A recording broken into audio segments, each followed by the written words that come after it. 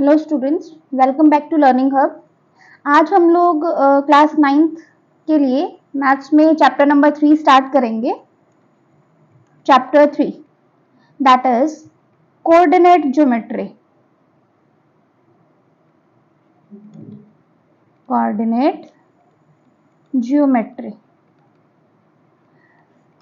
Coordinate geometry में students हम लोग देखते हैं, कुछ आपको थोड़ा सा पहले पता होना चाहिए। कुछ इंट्रोडक्शन पार्ट स्टार्ट कर लेते हैं।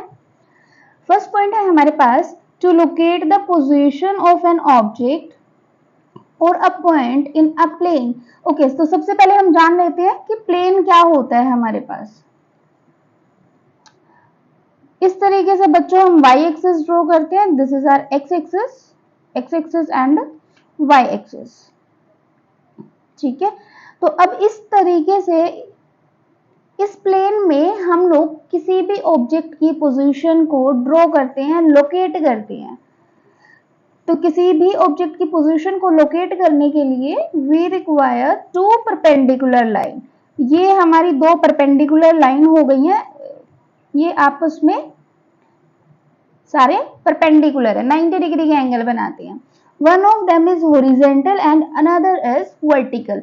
जो एक्स एक्सिस है बच्चों ये हमारी हॉरिजॉन्टल है और वाई एक्सिस जो है that is vertical. Second point है the plane is called the Cartesian और कोऑर्डिनेट प्लेन। अब हम इस प्लेन को क्या कहेंगे, कार्टेशियन या फिर कोऑर्डिनेट प्लेन कहेंगे। And the lines are called coordinate axis. इनको हम क्या कहेंगे, कोऑर्डिनेट एक्सिस। जैसे ये हमारी एक्स एक्सिस हो गई है, ये हमारी वाई एक्सिस हो गई है। ठीक है, तो थर्ड पॉइंट है बच्चों हमारे पास horizontal line is called x axis and vertical line is called y axis.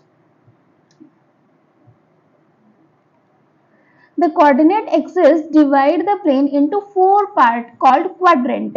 तो देखो अब इन्होंने coordinate axis में प्लेन को कितने पार्ट्स में डिवाइड, सपोज करो कि ये अपना प्लेन हो गया। ठीक है, कितने पार्ट में डिवाइड कर दिया, 4 पार्ट्स में। दिस इज फर्स्ट, सेकंड, और हम इन पार्ट्स को क्वाड्रेंट बोलते हैं। First quadrant, second quadrant, this is our third quadrant, और ये है बच्चों हमारे पास फोर्थ क्वाड्रेंट। फिफ्थ पॉइंट है हमारे पास the point of intersection of the axis is called the origin. ये इनका इंटरसेक्टिंग पॉइंट है, तो हम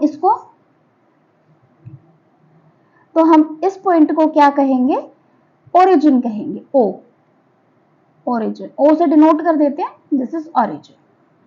आई थिंक ये पॉइंट्स आपको क्लियर हो गए होंगे। नेक्स्ट पॉइंट्स देखते हैं।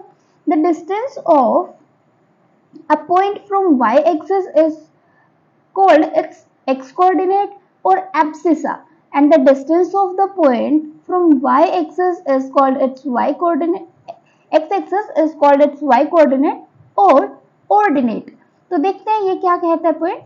देखो फिर से मैं एक प्लेन ड्रॉ कर लेती हूँ, x axis y axis. Suppose करो हमारे पास यहाँ पे कोई एक पॉइंट है।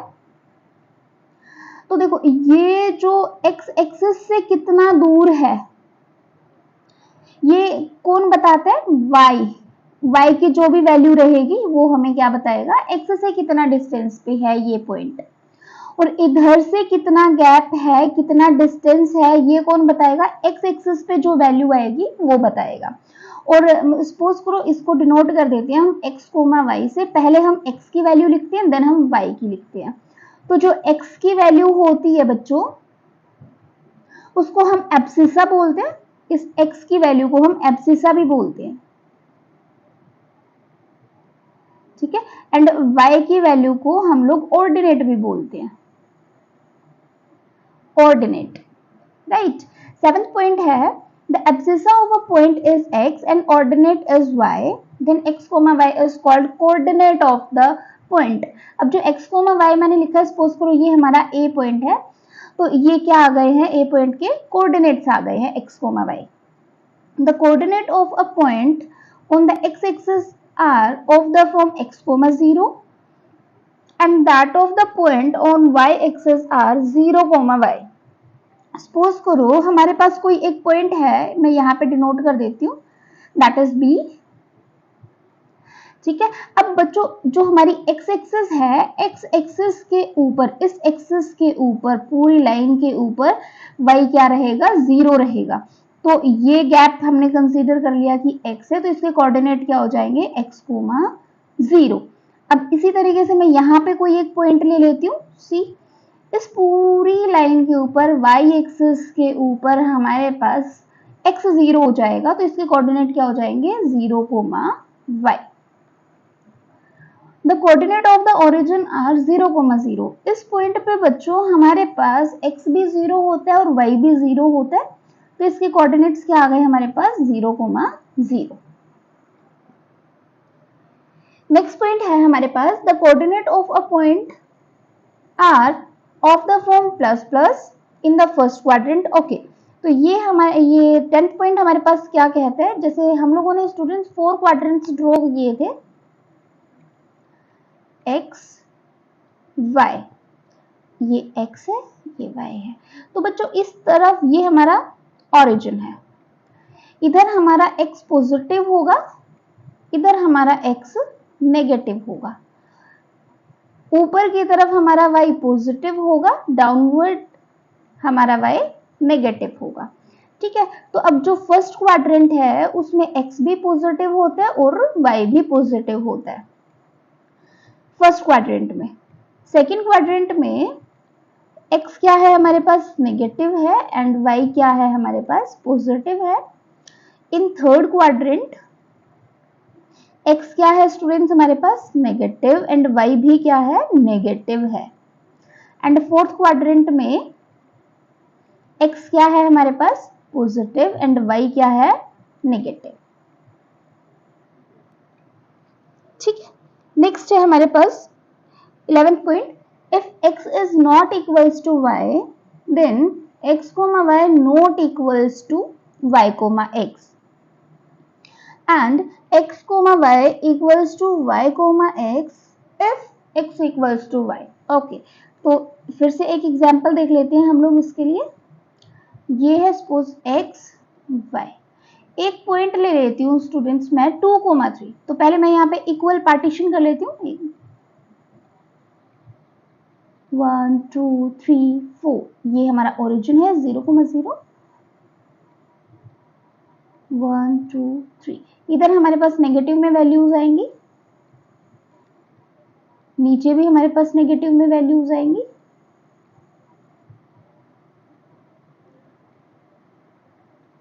ओके, तो अब मैं एक पॉइंट ले लेती हूँ इधर से,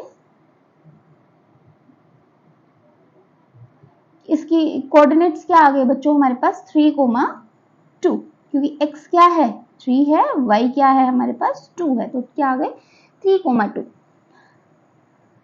तो ये जो पॉइंट है दोनों अलग अलग है, x एंड y दोनों इक्वल नहीं है, मतलब x is not equals to y, then x, y and y, x। अगर अब मैं एक पॉइंट ले लेती हूँ 2, 3, तो 2, 3 हमारे पास क्या रहेगा, 2 हमारे पास ये है और 3 हमारे पास ये है, तो यहाँ कहीं पे हमारे पास वो पॉइंट आएगा 2, 3। तो देखो हमारे पास ये अलग अलग पॉइंट्स आ रहे हैं।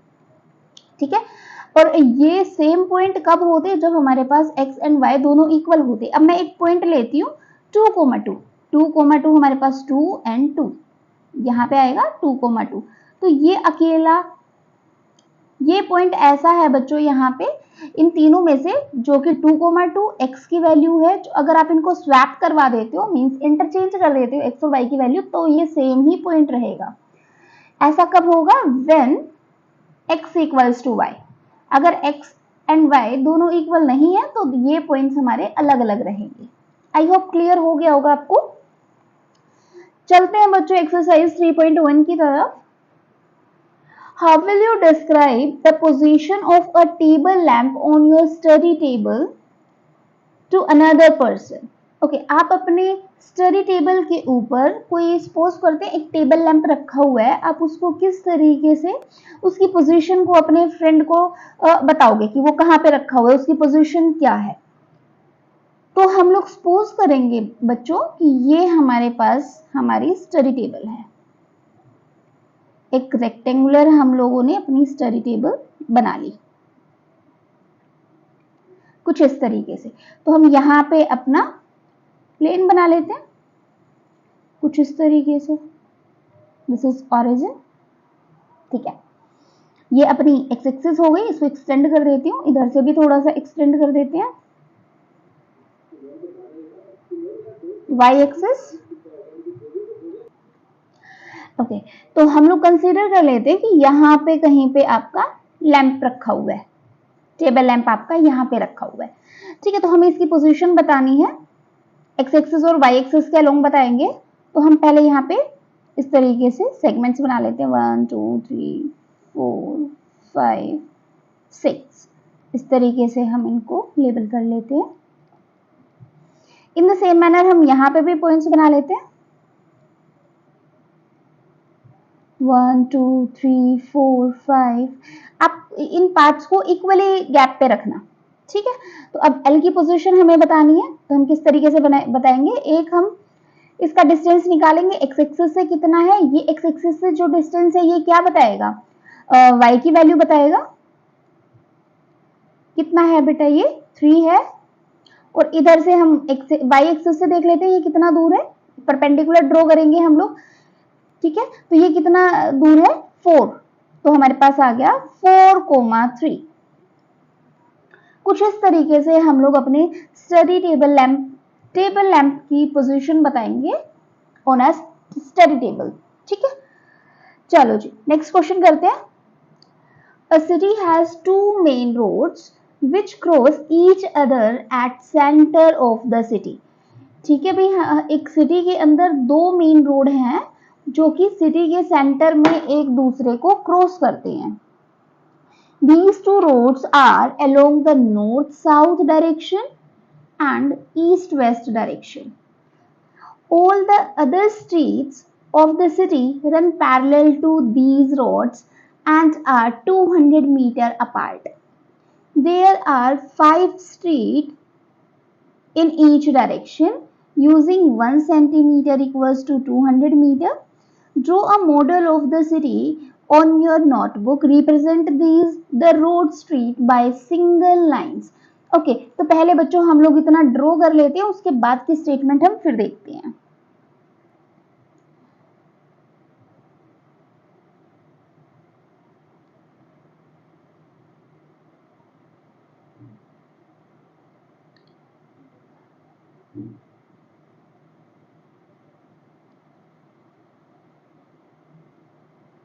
ओके, तो हम लोग यहां से ऐसे स्टार्ट कर लेते हैं। सपोज करते हैं ये हमारी दो मेन रोड्स हैं। ठीक है, तो ये हो गई है हमारी नॉर्थ साउथ, ये हो गई है हमारी नॉर्थ साउथ, ये हो गई है हमारी ईस्ट वेस्ट।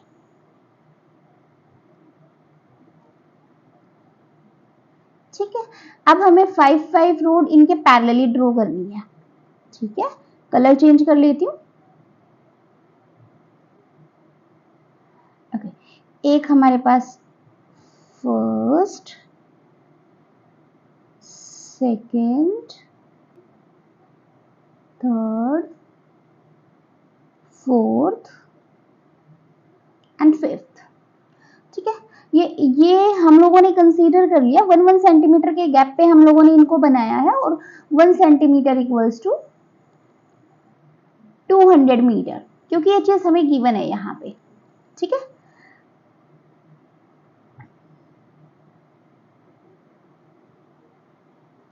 और अब हम वेस्ट ईस्ट डायरेक्शन के भी पैरेलली हम ड्रॉ कर लेते हैं।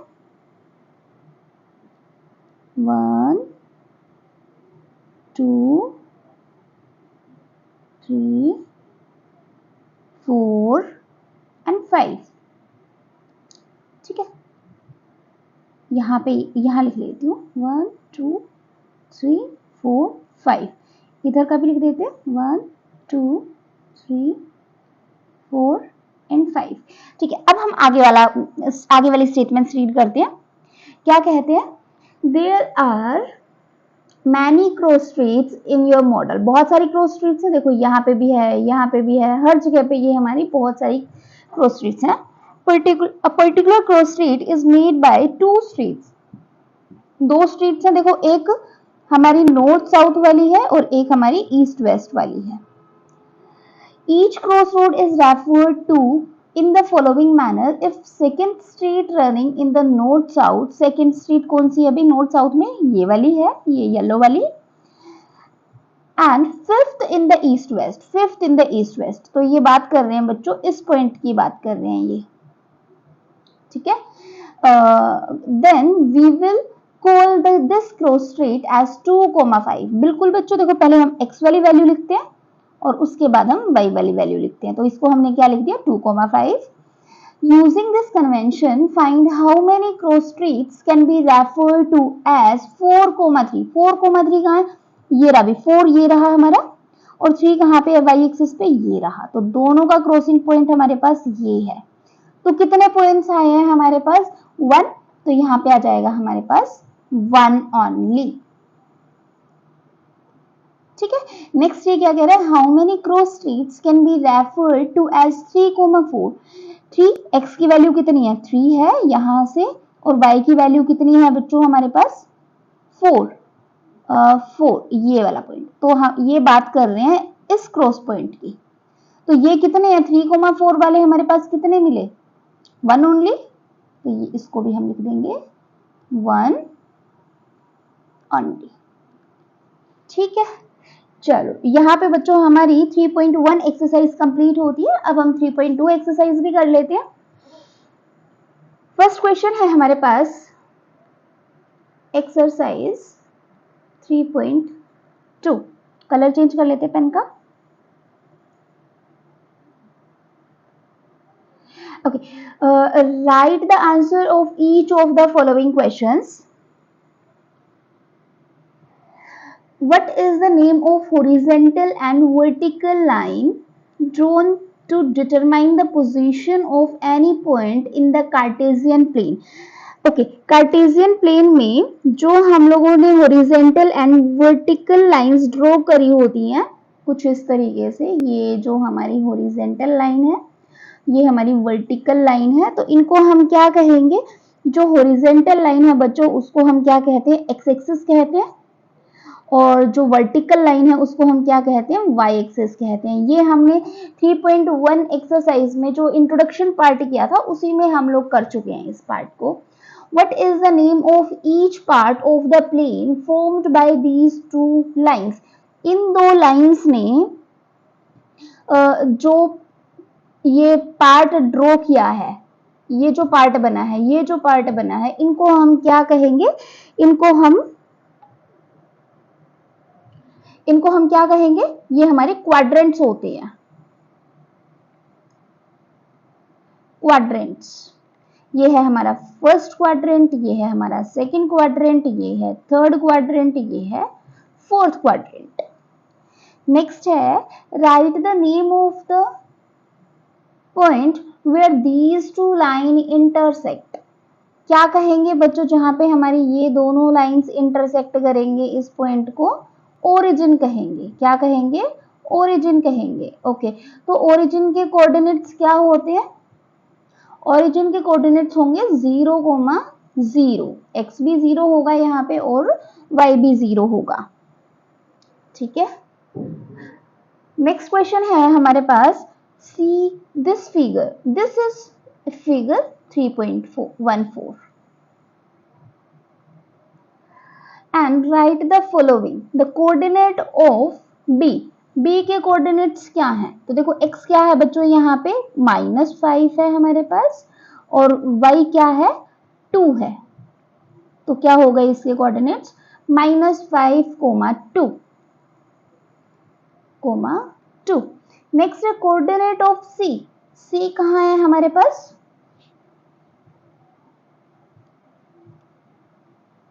ओके यहाँ पे ये पॉइंट है हमारे पास c के कोऑर्डिनेट्स क्या है, x कितना है बच्चों हमारे पास यहाँ पे 5, और y कितना है -5,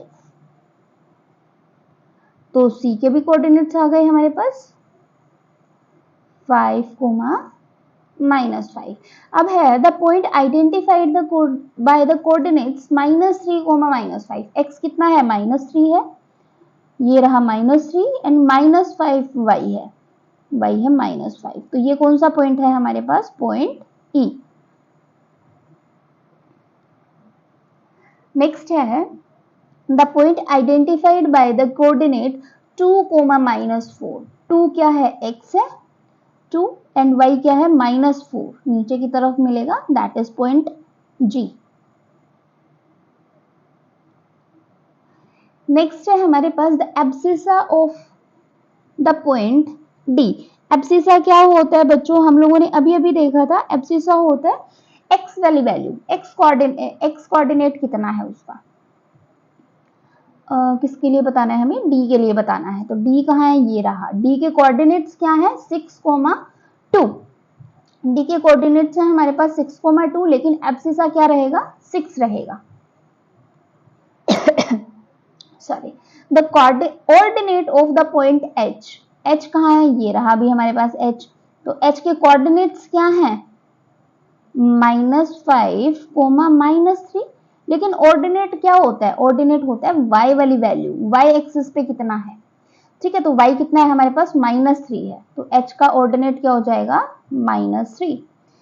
the coordinate of the point L। Point L हमारे पास यहाँ है, देखो ये y एक्सिस के ऊपर बना हुआ है, y एक्सिस के ऊपर x क्या होता है, 0 होता है। तो ये क्या बन गया, 0,5, 0,5। नेक्स्ट है the coordinate of the point M। M point हमारा x एक्सिस के ऊपर लाई कर रहा है, x एक्सिस के ऊपर हमारा y 0 होगा, ठीक है। और x की वैल्यू कितनी है, -3।